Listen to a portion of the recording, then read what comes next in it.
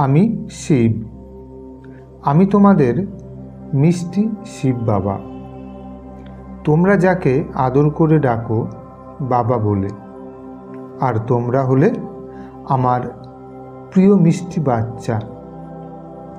আমি সর্বদা তোমাদের সঙ্গে আছি আর সর্বদাই তোমাদের সঙ্গে থাকব।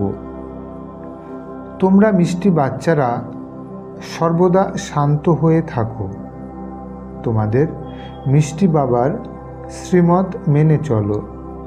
দেখবে তোমাদের জীবন খুব সুন্দর হয়ে উঠবে, আর এতটাই সুন্দর হয়ে উঠবে কি তোমরা ভাবতেই পারবে না।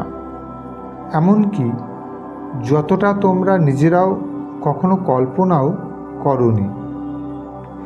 এমন কিছু ঘটবে তোমাদের জীবনে যা তোমরা স্বপ্নেও ভাবতে পারবে না। যদিও আমি তোমাদের জন্য চিন্তা করে রেখেছি, শুধুমাত্র তোমাদের জন্য। তোমরা অযথা চিন্তা করো না, চিন্তা করে সময় নষ্ট করো না, কান্নাকাটিও করো না। এখন কান্নাকাটি করে নিজের সঞ্চিত শক্তিও নষ্ট করো না।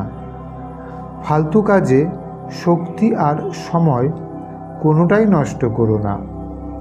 সময় আর শক্তি আমি তোমাদের ভালো কাজ করার জন্য দিয়েছি, দুশ্চিন্তা আর কান্না করার জন্য নয়।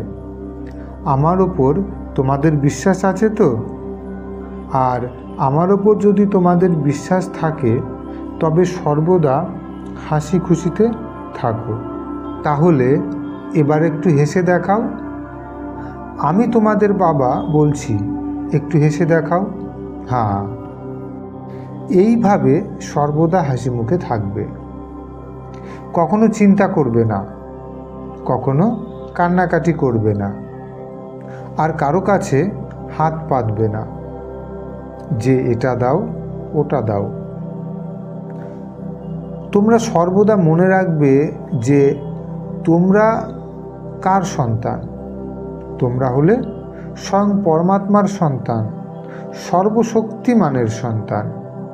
নিজেকে কখনো ছোট মনে করবে না, দুর্বল মনে করবে না। আমি সর্বদা তোমাদের সঙ্গে আছি এবং থাকব। কেউ তোমাদের কিছুই করতে পারবে না যতক্ষণ আমি তোমাদের সঙ্গে রয়েছি। তোমরাও তোমাদের বাবাকে ভুলবে না। বলো, কখনো ভুলবে না? সর্বদা স্মরণে রাখবে। কথা দাও স্মরণে রাখবে। হ্যাঁ, ঠিক আছে। তোমরা মিষ্টি বাচ্চারা আমার ওপর বিশ্বাস রাখো আর কেবল সোজা চলতে থাকো, না থেমে, না এদিকে ওদিকে দেখে। তোমাদের বাবার আশীর্বাদ সব সময় তোমাদের সঙ্গে থাকবে। তোমাদের মঙ্গল হোক। তোমরা 21 জন্মের জন্য পদ্মাপদম ভাগ্যশালী হয়ে ওঠো।